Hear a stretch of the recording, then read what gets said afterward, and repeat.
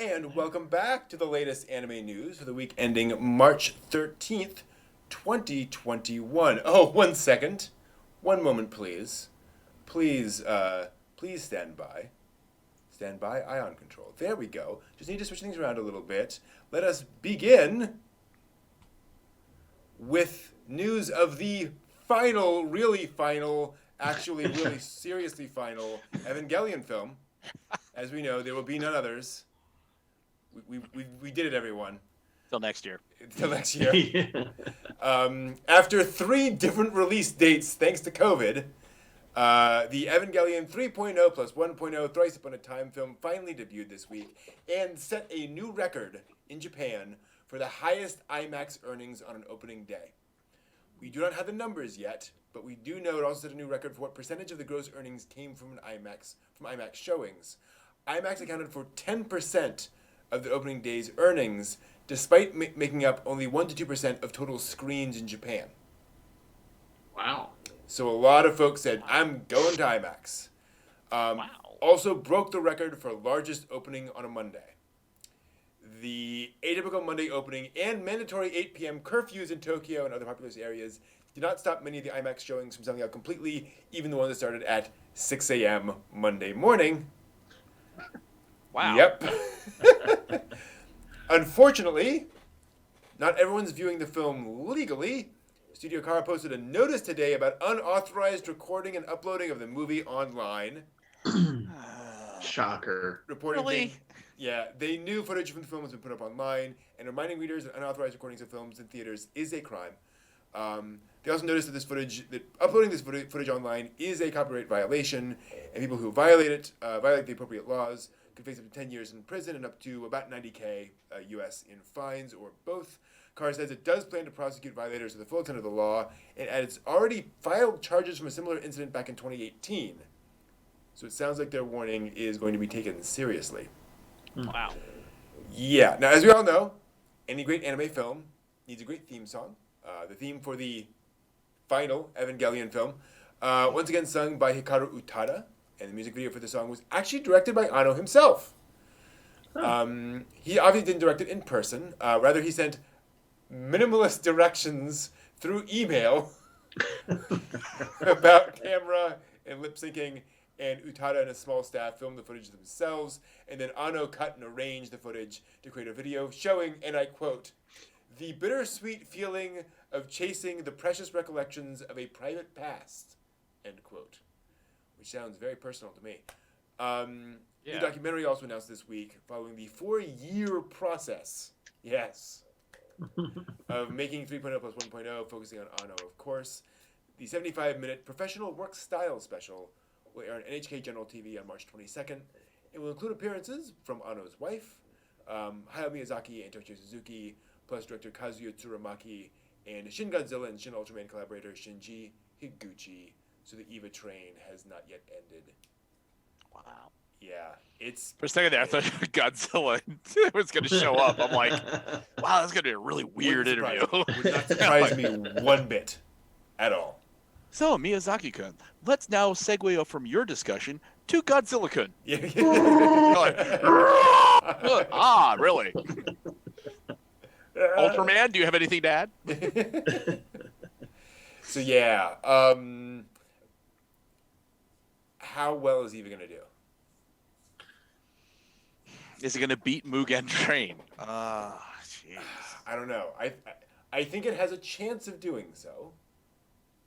I'm not going to put like even odds on it or anything, but I think it will do well enough that I need to expand my pachinko parlor empire. Might be a good plan. I don't think it's going to lose money. How about that? That's Right. that's a fairly good bet. It's not going to lose money. Mm-hmm. I don't think it's going to be able. I don't think it's going to be able to smash Mugen Train. Why not though? Like, what is it about Evangelion that doesn't have the appeal of Mugen Train? I don't know. And that's what I don't know. Yeah. You know what I mean? It's like, yeah. And I don't Mugen disagree Train's with you. got such a lead. Right, on that's it, the thing. but Yeah. And in fairness, like, I think Mugen Train is, it's like Titanic, right? Like, okay, this is the thing now. Yeah. And so I totally agree. Like, I think it's going to be really hard for other folks to, like, catch up to that. But, like, if anything can, You know? This is the franchise. Well, have you ever gone back and watched Titanic?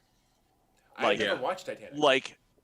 Well, it's good. Sure. But why was it that good at that time? I honestly can't tell you. I watched it again years after I had bought it.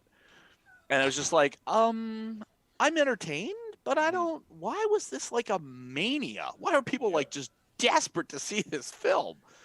So it's Mugen Train might at some point get there, but it's gotta stop doing the thing that it's doing. That then Eva can catch up to it. I think part of the problem is that I feel that the Eva audience is not aging out, but I think it's aged more. Sure. Yeah. And so while there are new fans that are coming into it, that's a good point. I think it's more along the lines of nostalgia versus new fans. That's a great point. I don't know that a lot of 15-year-olds right now are enthusing about Eva Online. Right, they're enthusing about Demon Slayer and One Piece or whatever. Yeah, that's a good point. Yeah. But John, when you say you own Titanic, did you own the DVD set or did you own the 2 VHS? You got it. VHS. You made both. Beautiful. Which someday might be worth a lot of money in another 1,000 years. Considering they made 50 billion units. Yeah, it's hilarious. If you go and watch videos of people who go to swap meets, and go to all these things, every single if they have VHS tapes, there's a copy of Titanic. It's there. There's a documentary about VHS tapes and people who go to the swap meets and stuff like that, and they do say that it's people show up with their Titanics and whatnot, and they're just thinking they can trade it. And everyone just uncovers the box. I've already got 23 copies. Thank you. Yeah. Well, it's one of those things. Was the Diamond series Disney VHS cassettes of Little Mermaid, etc. That there for a while when VHS was still a thing, that people were like, "Oh my gosh, it's amazing! It's the Diamond." Blah blah blah blah blah. It was withdrawn from circulation. Now it's who cares? Yeah. It's great. It's rare, perhaps, maybe, but you can't. Do you have something that you can play it on? Exactly. Unless you want to go get it equally, you're going to do the Cowboy Bebop. You're going to have to go and figure out where a mall is. That's beta. But that's the funny thing. And then you get the wrong one. Exactly. You can buy VCRs are expensive now, because there are still a few people selling off old VCRs, and they're now $400. It's just insane. Because there's the market's small, but the people who need them really need them because they're trying to digitize their whole library. Yeah. Yeah. Boy. Yeah. I'm fascinated. I want to know. I mean, let's just be honest here. I don't know how many people who are pirating this care so much about the movie they want to know the ending. That's what I want to know. How does this movie end? That's what I'm intensely curious to find out. Well, and I have no idea. It's total end of things. So. Yeah, I don't know if I can find out. See what's going. I just still surprised people still are recording in a movie theater. Yeah. Come on. Well, I mean that's just this, right? That's just this in your pocket. Yeah, and that's the quality of this. It's you're gonna hear somebody in the background eating popcorn. Well, here's what the did thing. Shinji say? What? Well, here's the thing: is that when I was an IMAX manager at an IMAX here at the Maryland Science Center, and we were showing, at the time it was a big deal. It was the Space Station 3D with Tom Cruise narrating it. I would actually have to go up with the mic in front of this, entirely in front of the entire auditorium and be like, "Don't pull out your cameras. Don't record this because even if you did, it would be a crappy reproduction because it's 3D. So you would be getting this offset imaging and stuff like that." Yeah. And every single time, there's somebody there going, "Oh, I know, it'll be fine. I'll get this. I got 3D glasses." I remember from a cereal box. I remember when your name came out, and there were copies of that going on. Folks were like, "This is not a movie to watch If any of you've seen Your Name, you know this is not a movie to watch in crappy quality. Like, it is Yeah. very detailed, it's very rich. And Right. even so, you should have seen the torrent numbers on that movie. It was insane. People didn't care because they wanted to be part of the experience. They wanted to be able to talk about the thing that everyone's talking about, even if they're getting that, that degraded quality. Yeah. Yeah, It's like terrible human nature. quality. Like I saw the thing. Did you FOMO. notice such and such? I saw there were characters. It's FOMO, Like, right? There was movement, blobs of things moving around. We'll see. like all those people in the 70s would like see, Cheap Trick or something, and they'd have their 110 camera with the flash cube on it, like 3,000 miles away, be like, oh, I got the picture. No, you didn't. Technically, there's things out there, but you didn't do the thing that you thought you were doing, did you? Like, How many in Chatland know what a 110 is? yeah. Thank you, Steve. Moving along. Your reminder. To some Studio Ghibli news. UK magazine Sight and Sound published an interview with Studio Ghibli producer Toshio Suzuki in its April issue. In the interview, he confirmed that Hayao Miyazaki's next feature film, How Do You Live, has about half of its animation finished. It does not mean half done, just half of the actual animation is finished. Though he does not expect the film to release for another 3 years. Wow. So it's still in the oven, still cooking. It's on its way. The interview also revealed that Miyazaki had wanted to direct Earwig and the Witch himself in CG. But Suzuki went on to say that he persuaded Goro Miyazaki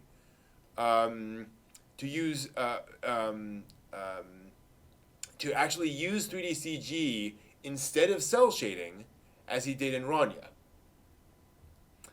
More on that in a second. He explained that with both Miyazaki working on separate films at the same time, the studio found itself split into two camps, Team Hayao and Team Goro.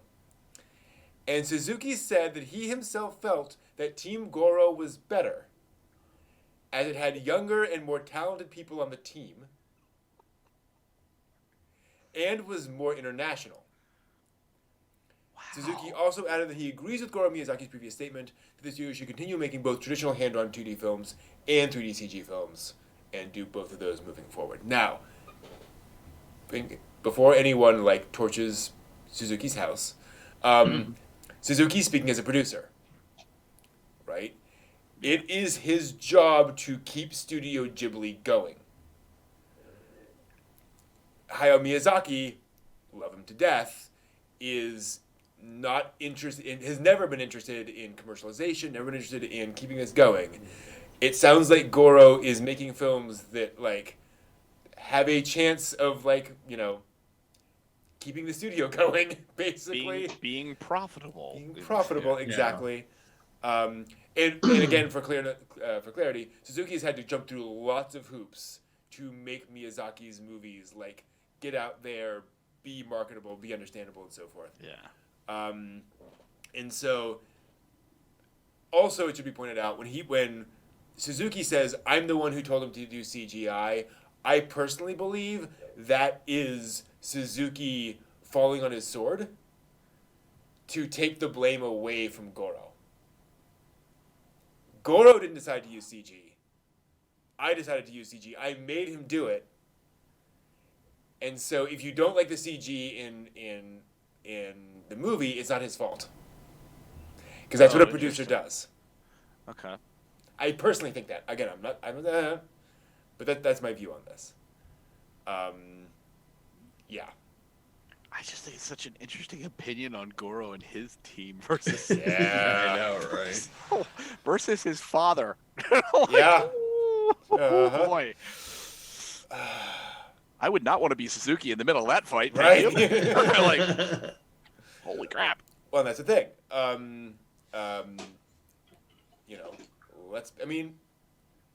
What's interesting about this, too, is that this does imply that Miyazaki is, even at Ghibli, kind of on his way out. That, Suzuki realizes Miyazaki will still make anime, right? He's not going to stop, but he's not the future of the studio in that sense. Right. I don't know. He'll have prestige pieces to crank out, but he's not going to be a consistent stream as much as Goro could do with 3D. Mm-hmm. Yeah. Interesting. Yeah. I don't know. I'd also be interested to see like how you also have that weird thing that like how much of Miyazaki's movies are popular because they're made by Hayao Miyazaki. Right. I don't know. Like if Ponyo had come out not made by Miyazaki. I don't know. So somebody who's copying his style and Right. then is just not Miyazaki. It's just his style. Yeah. Yeah, I mean, that's kind of hard. I mean, he's such a household name internationally now with anime that it's, you know what I mean? There is a lot of cachet there if you just say, oh, Miyazaki like walked by this and made some comments on it. It's like, oh, that actually gets you like 50,000 more people to view it. Be like, okay, you know, it's money in the bank. Yeah, absolutely. Who knows? Be very curious to see where that goes. Captain Laser Eyes is saying in the chat, do they just need the last name to sell? You know, if they say this is made by Miyazaki, you know, Miyazaki Goro, you know, that's a good question. I don't know. Well, I think that's where you slide into Studio Ghibli. Yeah. Like, oh, that's Miyazaki's studio. It's like, yes, it is. He worked on it. It's his studio. Yeah. Ha-ha. Just watch it. Buy a ticket. Yeah. He was in the studio when it was being made. Exactly.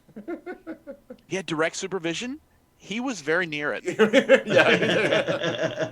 One room over. Just like right there. Yeah. They talked on the way to the bathroom. Yeah, totally. So, moving on to a slightly heavier subject.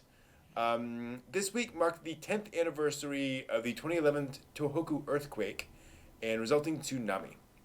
And the anime industry is remembering it along with the whole country. The 9.0 magnitude earthquake was the largest to ever hit the island, and led not only to a devastating tsunami, but also the meltdown of the Fukushima Daini nuclear power plant, which renders parts of Japan uninhabitable even to this day. In remembrance of the disaster, Miyagi Prefecture's town of Shichigahama began streaming a 20-minute anime short called I Found It in Shichigahama, which portrays the 10-year history of the town's reconstruction and the lessons learned from the earthquake. The town got together to write and produce the anime with the Jichitai Anime Studio, and staff of the Shichigahama Town Hall played various residents and extras in the anime, which is pretty cool. Cool. Meanwhile, WAO Corporation also announced a new anime project in remembrance called Pointy-Headed Gonta, the story of the two-named dog in the Fukushima disaster, based off a book. It'll be a theatrical anime film set to open sometime next year. The book centers on Gonta the dog and his owners. After Gonta's family is forced to leave him behind in the evacuation, they rally a rescue team to go back and save all the pets that were left behind. Oh, wow. So, sounds like a cute story. Hopefully a happy story, please. I hope so. Sounds like it. Fingers crossed. Yeah. So I don't need poignant moments of animal tragedy, because that just doesn't... Yeah. I ugly cry at those. Nobody likes seeing me ugly cry. Nobody. But yeah, it's neat to see the industry come back in remembrance in this way, like making more things that folks can enjoy and experience. And it's pretty awesome. So I wonder where that animation is going to be available. Yeah, I'll have to look that up. that's a great question. Yeah, that does not sound like something that's going to be like just thrown on TV all the time. Yeah. Yeah, it's not going to be on Crunchyroll probably. It's not going to be on Funimation likely. Mm-hmm. It's Netflix licensed. Come on. It might be. Yeah, it might You be. never know. It wouldn't surprise me. They're buying everything else. Why not? Exactly. Might as well. Let's see here. Moving on to lighter news. A live stream was held this week to celebrate what would have been manga creator Shigeru Mizuki's 99th birthday. During the event, Toei Animation revealed that Mizuki's Akuma-Kun manga is inspiring a new anime project. Junichi Sato will serve as chief director for the new anime, who directed the original Akuma-Kun TV anime and its two films in 1989 and 1990. Wow. Wow. Yeah. Further, the new anime is part of 4 big projects to commemorate the 100-year anniversary of Mizuki's birth. The original Akuma-Kun came out way back in 63 and 64, with Mizuki creating several other series in the franchise in the 70s and 80s.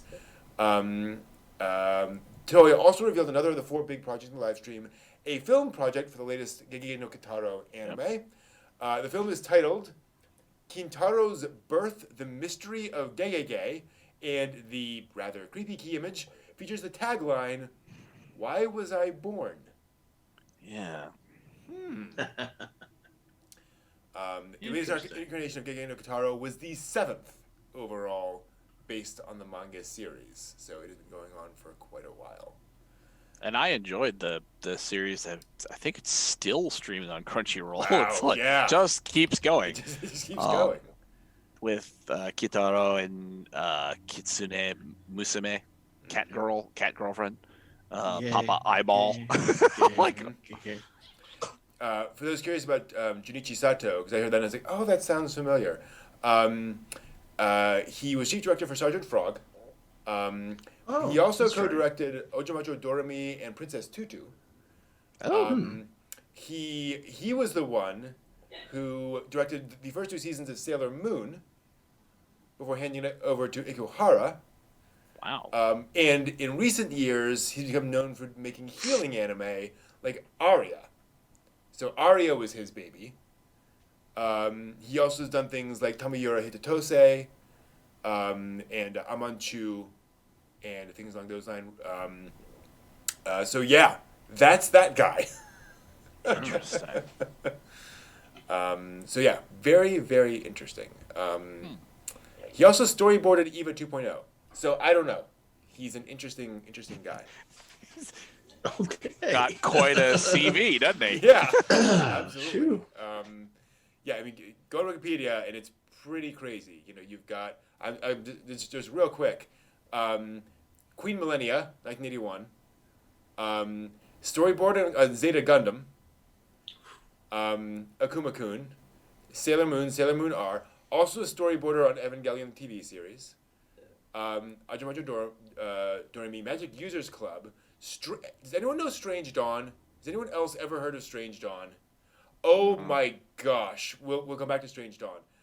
Was it strange? Yes. Yes. Gatekeepers. Why, yes. I don't remember his Gatekeepers. Pre-tier. Princess Tutu. Kaleido Star. Oh. Yeah. All the Aria stuff, basically. Romeo X Juliet. Sound Supervisor. I know. Sounds. Sketchbook Full Colors. Fee-Brain Puzzle of God. Oh, wait a minute. I remember Fee-Brain when the series was out. What's Puzzle of God? Is it a movie? That is the TV series. It's just the subtitle, apparently. Oh, that's the subtitle. Yeah, Okay. yeah. And then anime movies, he did Junkers Come Here, which I've talked about a lot. Really? Yeah. Storyboarded End of Evangelion. Directed Slayer's Premium. Wow. Did a bunch of Sergeant Frog movies. And last year he did a movie called A Whisker Away. Wow, which looks gorgeous. It's about cats. It is about... actually, I think it is about Kitsune. Ooh. Possibly. It is a... it's a Studio Colorido anime. The folks who did Burn the Witch. Okay. That studio. Interesting. And then last year he also did... It's not stylistically like Burn the Witch, right? No. It is stylistically like Your Name. Okay, Yeah. good. Last year he also did a Magical Doremi movie. For why not? Let's just do another Doremi thing. Wow. Sure. Yeah. Whatever pays the rent. Exactly. Yes. So I think that'll be interesting. Yeah. So I want to ask you guys this: you've been exposed to some Kitaro stuff. What do you think about a dark origin story for Kitaro? Do you think that'll work? Well, I always kind of assumed he was like dead somehow, so like I figured it was gonna be not a good beginning. So. Well, his beginning is well. I mean, if you look at the actual original Kitaro's story line, which is an actual kind of like yokai story before he made the anime. Or before he made the manga, was creepy enough as it was. He was a dead boy in a graveyard. And would come up, and some of the original, actually, the original when he did the original manga the first time round, it's really very gothic horror type stuff, and it's very not what you see today.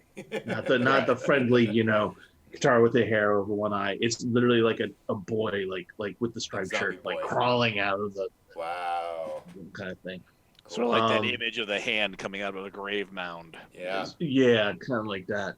So, and his parents, the reason why he has the Papa eyeball is that his parents were yokai that got sick and they died. Okay. And they were mummies. Okay. And the father was so worried about Kitaro that he was able to channel his spirit into his one eyeball and create little arms and legs, and just and walks around in habits, lives in the eye socket of Kitaro, and likes taking baths and teacups and stuff like that. And but I can totally see, I can totally, like, if you wanted to go dark, not and go in a different direction, I can totally see how easy you could do that. Makes sense. They better not. Not change Kitsune Musume. She's or Neko Musume, the cat girlfriend, because she's just so cute. at least in the current series. They've definitely cutified her over the years. Yeah. I was gonna say, I like that version of her. I don't want to see like some creepy, horrible, rotting corpse thing. Like, thanks. Well, that's kind of in the manga. Well, I mean, not with her Kitsune, but with his parents. You go through that. Yeah. I don't want an Nendoroid of that. You'll buy it. You'll buy it anyway. No, but they did just re-release Renge from Nunburi. Oh. Like, no. Why did you do that? Why did you do a Nendoroid release of Renge? All right. Moving That's on. like Kana. Moving on to more new anime announcements. The official Twitter account for Koro Yamazaki's The Ancient Magus' Bride manga revealed this week that the manga is inspiring another new anime project, which will begin with a 3-episode original anime disc series titled The Ancient Magus' Bride, The Boy from the West, and the Night of the Mountain Haze. The OAD series is also described by the staff as the first part of a new anime project, so presumably there are more announcements to come.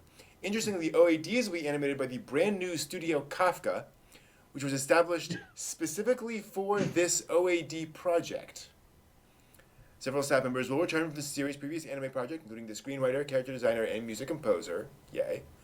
The OADs will tell a new story written by Yamazaki herself, and will be bundled with the limited edition versions of the manga's 16th, 17th, and 18th volumes, the first of which will ship in September.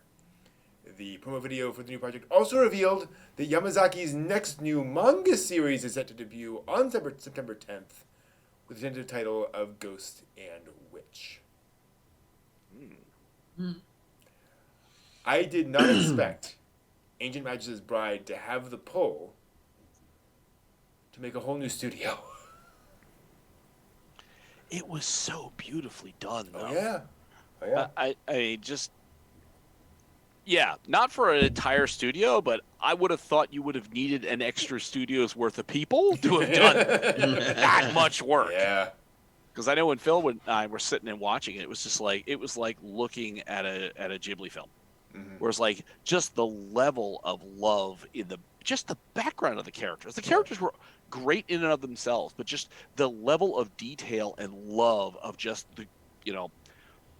the garden scene, the cottage scene, just the windows, the way the window lattices were done. It's just like, did you guys? What bucket of money were you guys just like having dumped on you constantly to do this? So, surprised it's a whole new studio, but also not surprised. Mm-hmm. Fair. Kudos on them. Yeah. Have you guys seen the original miniseries, like the original OVA? No, I mean I've just seen the TV series of it. Yeah, that was that and more. Like they had the budget and like they put it in. It's a very different storyline. Like it starts with Chise as a child, I believe. No, it starts with Chise later on, reflecting back on like what she was like as a child. Okay. Do you get any more of Elias's like background? I didn't see all of it, but from what I saw, you did not. Okay. It was focused on Chise. Because I mean, I love her intersection with Elias, but I really kind of want to know why he got a giant like skull head. Like, why? That does come up eventually in the manga. See, I guess I got to finish watching the anime. Maybe it gets me there. Yeah. It might. I'm not sure. It comes up in volume 8 or 9 of the manga. So yeah, it might be around end of the TV series. I have to say, because that was what always interested me, because he's such a cool dude, and their relationship is so nice that it's just like it's difficult to be with a skull head thing to have like I want to lean over and kiss you, but don't mind my giant animal skull. It's like That's actually one of the so not to get into spoiler territory, but once you get to that point in the manga, it does get interesting because like they do get more familiar with each other, more physically like touchy-feely, for lack of a better term. And it's just holding each other's arms, that kind of stuff, right? And like they do deal with the fact that it takes some getting used to, and the fact that like Elias is extremely appreciative of this because no one else gets anywhere near him, and all that kind of stuff and dealing with Elias is a very interesting individual. I will leave it at that. Okay. Also this week. Cool. Yeah. So just some news items to mention. Crunchyroll announced this week that its virtual Crunchyroll Expo is making another return this year. The online event will take place August 5th through 7th, with more information set to be revealed next month, so keep an eye out for that. Nihon Falcom held a 40th anniversary livestream this week and revealed that its Legend of Heroes Trails of Cold Steel game is inspiring a TV anime in 2022. It'll be a global project in collaboration with Taiwanese game company User Joy, who develops Falcom's Asian works outside of Japan. Funimation, content fund Syou, S-Y-O-U, and anime planning and production company Nada. The anime will tell a different story from the original game set in a whole other continent. Interesting. Kanakawa announced at their light novel expo last weekend that Shinji Kokubo's Rust-Eating Bisco light novel is inspiring a TV anime. It's set in Japan after a rusting wind has corroded everything and follows Bisco as he journeys to find the miracle rust-eating mushroom. So think like post-apocalyptic shonen anime. All right. It's pretty cool. Fantasia Bunko Imprints revealed an upcoming anime project for The Greatest Demon Lord is Reborn as a typical nobody novel series. School of Heroic Fantasy tells the story of Demon Lord Varvatos, who finds himself lonely after his rise to power and casts a reincarnation spell in his dying moments to get a second chance as a normal guy. I'll watch it. Yeah, exactly. Sounds like fun.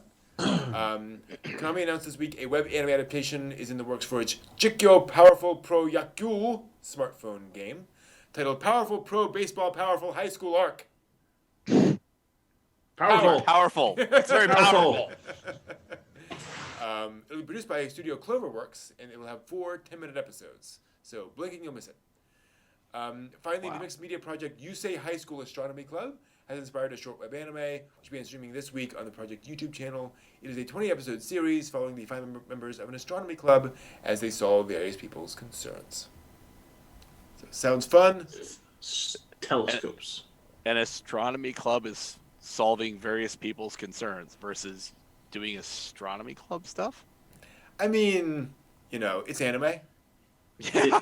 Is the concern a big asteroid coming at us? I mean, I'm concerned. What's my astrological sign, and where is it in the sky? Well, let's get the telescope. Here you are. Yeah, I don't.